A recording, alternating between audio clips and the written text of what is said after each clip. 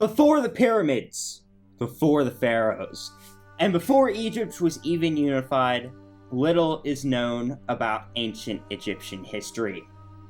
For most, Egyptian history begins with the first pharaoh, Narmer, who united Upper and Lower Egypt into his control. But what about the times before Narmer? Who are the rulers that prepared the way for all of Egypt's great achievements throughout human history?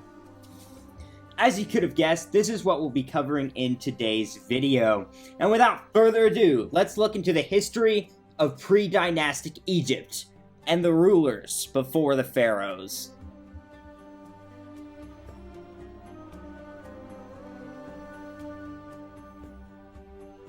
Just like almost all other early civilizations, people first began to settle modern-day Egypt because of its rich and fertile soil.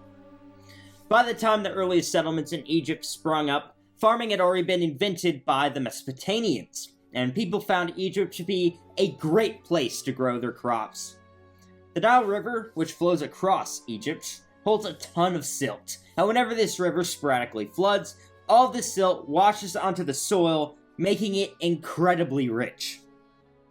This soil is so fertile, in fact, Herodotus stated that the Nile, specifically the land north of Memphis, is one of the easiest lands to farm in the world, saying in his famous book, The Histories, "As things stand, of course, there is nowhere else in the entire world where the harvesting of crops requires less effort.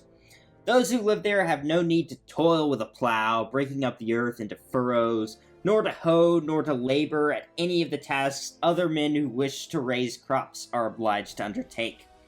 Instead, they simply wait for the river to rise of its own accord and inundate their fields.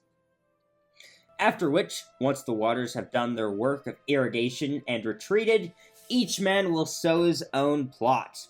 Then pigs are released into the fields to ensure that the seed is trodden down. Then there is another wait.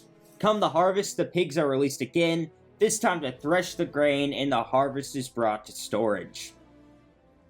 Due to this ease in farming and fertile soil, Egypt became the home of many ancient cultures.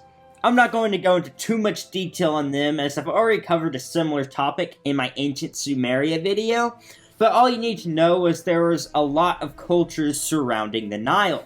These people traded with ancient Mesopotamians and learned about Mesopotamian farming practices and materials, which greatly aided these people's advancement to civilized society. As the cultures continued to grow, the first Egyptian cities were formed. The oldest recorded Egyptian city was Fayum, home of the ancient Egyptian crocodile god. Each of these new cities had their own government and rulers. One of the earliest known rulers in ancient Egypt was Scorpion I. He ruled the powerful city-state of Thinis, where it seems he took some of the first steps to uniting Egypt. Little is known about Scorpion I since he was alive so long ago.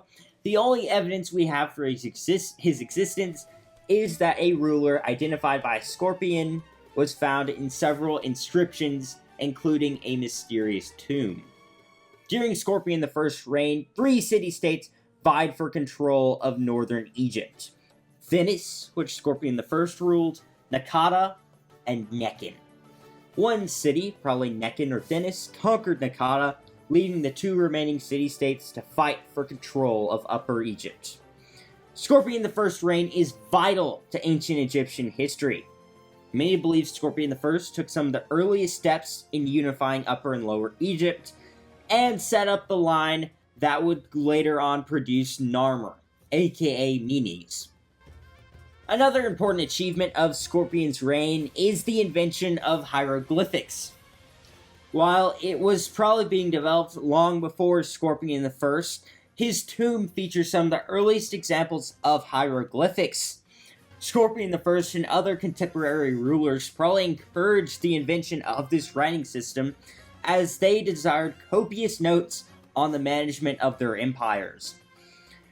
Written language is probably the easiest way to keep these notes, and thus the dawn of hieroglyphics. After Scorpion I, there's a lot of discrepancy on who followed him to rule Thinis. One option is Erihor, or something like that. I don't really know how you pronounce his name. He ruled Thinis for a period of time, and he holds the title of being the first person to have their name written down. By this time, Thinis probably held power beyond Egypt, as inscriptions with Erihor's name were found in Israel. Another successor to Scorpion I is a ruler named Ka. I couldn't find much on him, so yeah, he likely ruled Thinis for a time. Scorpion II is another Thinite king identified by a scorpion, and he probably existed as well, but his existence is controversial. Either way, Thinis would eventually be ruled by Narmer, the first pharaoh. All of these kings that I have mentioned ruled Upper Egypt, but I have not talked about any of the kings of Lower Egypt. Well, there isn't much information on the kings of Lower Egypt. We do know the city Budo, home of the snake god Wajet, was something of an important city in Lower Egypt. Snakes were a symbol of Lower Egypt as well, probably because they viewed Wajet highly in Lower Egypt, and possibly because Budo was such an important city, though the latter option is just conjecture on my part. An ancient artifact known as the Palermo Stone supposedly has a list of southern Egypt's rulers, but this list was made long after the fall of Lower Egypt, so they're probably fake, but I will list them anyways because this is the only source that is halfway reliable that I could find that talks anything about the kings of southern Egypt. The kings of Lower Egypt listed on the Palermo Stone include Sika, Kayu, Tiyu, Shishesh, Neb, Wenegbu, and Mek. There is no archaeological evidence to support these names aside from the Palermo Stone, so again, these kings are probably fake. By the reign of Narmer, Upper Egypt appears to have been much richer than Lower Egypt. I couldn't find this anywhere else, but according to one video I saw, this was because Upper Egypt held trade with more Mesopotamian civilizations than Lower Egypt. Either way, Narmer, who would later be referred to as Menes in Greek history books, saw an opportunity to conquer Lower Egypt.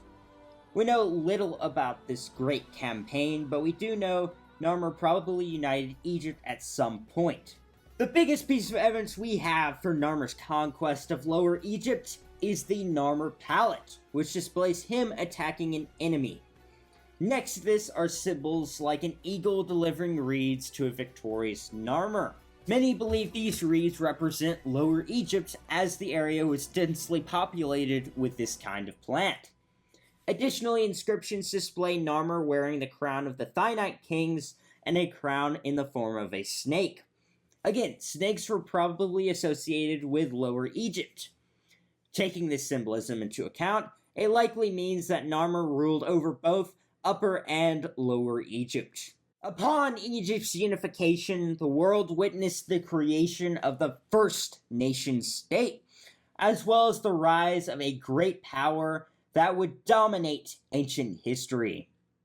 With Narmer as pharaoh of a united Egypt, the Predynastic era came to a close, and the dynastic era began. Anyways, that is the end of the video.